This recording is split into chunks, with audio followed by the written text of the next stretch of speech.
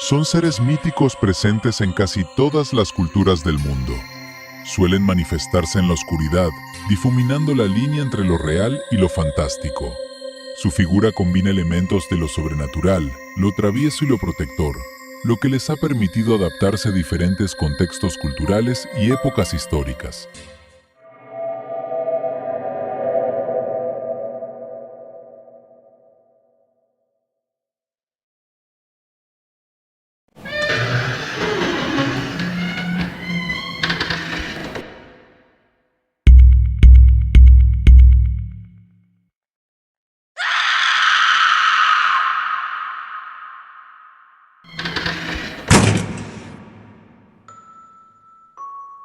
El origen de los duendes se remonta a las creencias más antiguas del ser humano en espíritus invisibles que habitaban la naturaleza o los espacios domésticos. En las sociedades primitivas, todo fenómeno inexplicable, el crujido de la madera en la noche, la desaparición de un objeto, un accidente repentino, era atribuido a fuerzas sobrenaturales que cumplían la función de dar sentido a lo incontrolable. Los duendes son criaturas mitológicas fantásticas que están presentes en el folclore de muchas culturas. La etimología de su nombre proviene de la expresión duende casa o dueño de casa, por el carácter que tienen al apoderarse de los hogares y encantarlos. Se suele describir a los duendes como personajes de baja estatura y aspecto humanoide, con orejas puntiagudas y piel verdosa. Son seres elementales, cuidadores de la naturaleza y el bosque, y muy escurridizos.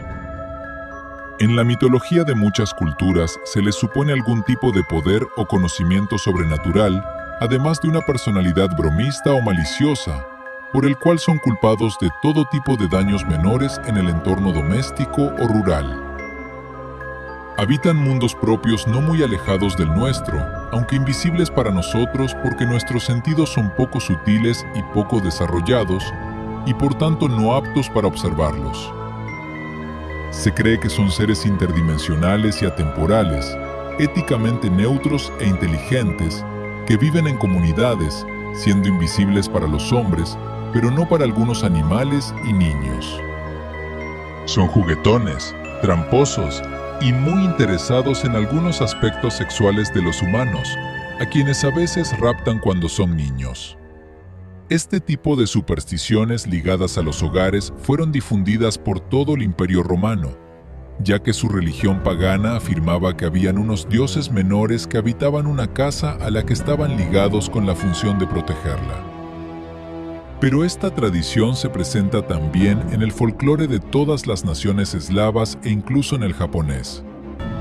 La superstición, por otra parte, podría tener una etiología bastante elemental, una justificación maravillosa o imaginativa de los ruidos desconocidos que se producen en las alacenas, sótanos o cuevas subterráneas. Con la llegada del cristianismo en la Edad Media, se produjo una reinterpretación. La Iglesia veía con desconfianza a estas entidades, muchas veces asociándolas con demonios o espíritus tentadores. De este modo, los duendes pasaron a representar la ambigüedad moral. Ya no eran espíritus neutrales de la naturaleza, sino posibles aliados del mal. Según la terminología de Clive Lewis en su ensayo La imagen del mundo, cabría identificarlos con los longevos, espíritus que, cuando Lucifer se levantó contra Dios, no se pusieron de parte ni de este ni de aquel. Dios habría suspendido su sentencia hasta el día del juicio final, y mientras tanto estos seres circularían por el orbe infranatural, es decir, por debajo de la órbita de la luna, pues por encima estaría lo sobrenatural. Algunos habrían caído a la tierra y por eso habitarían en cuevas o subterráneos. No son demonios ni ángeles, y de ahí su ambigüedad moral. El poeta Heinrich Heine los llamó dioses en el exilio, en base a la teoría de que, antiguamente, eran diosecillos paganos menores que detentaban algunas funciones religiosas y ahora han sido arrojados al margen, por lo que aparecen ridiculizados por la tradición religiosa dominante en los cuentos folclóricos tradicionales. Su aspecto por ello ha sido desfigurado como risible. En Europa los más reconocidos son el leprechaun, proveniente de Irlanda y popular durante las festividades de San Patricio. La imagen moderna del leprechaun es la de un hombrecillo barbudo, bajo, de aire alegre y a veces gruñón, vestido con atuendos de color verde. Otros tipos de duendes son descritos como aficionados a las bebidas. De Escocia provienen las leyendas de los hobgoblins y los puck, seres descritos como espíritus traviesos relacionados con la tierra. Otro tipo de duende, como el yurisk, son descritos como peludos y ataviados con un manto o capucha, y habitan en las casas ayudando por las noches con las labores cotidianas. En el folclore escandinavo, los duendes se encuentran asociados al solsticio de invierno y en la actualidad a la Navidad. Su apariencia moderna es la del arquetípico duende de jardín o duende navideño. Sin embargo, se les describe como hombres viejos y pequeños vestidos a la usanza rural campesina, de carácter voluble, a veces alegres y traviesos, otras veces iracundos y vengativos, que tienen la capacidad de volverse invisibles o tomar diversas formas. En el folclore eslavo, el domovoi es un ser de pequeña estatura, cubierto de pelo, que es considerado guardián de las viviendas. Estos seres tienen el poder de transformarse en animales, como gatos o perros, o incluso puede adoptar la forma del propietario de la casa. Los eslavos solían invitar al domovoi a quedarse en las casas, pues ayuda a mantener todo en orden, mientras esté a gusto. Pero si esto cambia, el domovoi se enoja y destroza platos, cambia las cosas de sitio y gime por las noches. Para los pueblos sajones de Inglaterra, los goblins eran criaturas monstruosas y de apariencia grotesca, a menudo de carácter malvado y egoísta, ávidas por el oro y las posesiones materiales. Eran criaturas mágicas con diversas habilidades, similares a las de las hadas o los demonios. El kobold, perteneciente al folclore de Alemania, era parte del mundo espiritual, aunque a veces interaccionaba con los humanos. Se le podía representar con formas animales, como fuego, con forma humanoide o como objetos. Podían vivir bajo tierra y trabajar como mineros, pero a veces hechizaban y vivían en castillos y barcos. Al igual que otros tipos de duendes, en ocasiones ayudaban a los hombres en las tareas hogareñas. España es rico en cuentos y leyendas sobre diversos tipos de duendes: trasgos, martinicos, diaños, gnomos, hadas, trastolillos, trentis, elfos, son algunos de ellos. La descripción que se les da es similar a los anteriormente mencionados. En América, durante la expansión colonial, las creencias sobre duendes europeos se mezclaron con los espíritus tutelares de los pueblos originarios.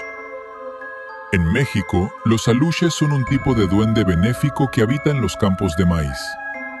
Tienen la capacidad de atraer la lluvia y proteger los campos. Los agricultores solían construirles pequeñas casas donde el aluch residía para cuidar del sembradío. Pero al cabo de 7 años, se le debía encerrar porque él se volvía malvado y causaba estragos. Asimismo, se habla del huaychup, duende lúbrico o lujurioso, que se mete en las casas para tener relaciones sexuales con muchachas y muchachos. Otro tipo de duende es el chaneque, entidad asociada al inframundo, los bosques, los ríos y los animales. En la actualidad se les da apariencia de niños, tienen los pies al revés, el cuerpo deforme, poseen cola, carecen de la oreja izquierda y les gusta hacer travesura. La tisigua es descrita como un duende con apariencia de una señora de 40 y vestida de rojo, la cual seduce a los hombres para luego volverlos locos. En Centroamérica, a los duendes también se les conoce como gnomos o enanos. Estas criaturas pueden ser desde pequeños humanoides con vestidos de colores y largas barbas, hasta poseer características físicas de animales como patas de pollo. En las leyendas de Guatemala, Honduras, El Salvador, Nicaragua y Costa Rica, los duendes gustan de gastar travesuras en las casas, aunque a veces ayudaban con el quehacer hogareño. Uno de los aspectos más oscuros es que estos espíritus gustaban de perder a la gente, sobre todo extraviar a los niños. Entre los tipos específicos de duendes de los pueblos indígenas centroamericanos están el Ngora, en Panamá, o el Cucumi de Cuba. También merece mención el sombrerón, personaje de las leyendas de Guatemala, un enano con un gran sombrero y una guitarra que recorre los poblados del país enamorando a las mujeres. En Sudamérica hay muchas leyendas de seres mitológicos con características de duendes. En países como Venezuela se les denomina momoyes. En Colombia está el moján. En la mitología amazónica, como la de los guaraníes del Paraguay, están personajes como el pombero, el yasi jateré y el curupí. Mientras que en Brasil están las leyendas de Caipora y Curupira. En los pueblos del norte de Chile y Argentina está el coquena. En la cultura mapuche de Chile están el laftrache y el trauco. En Ecuador, el tintín y el chusalongo.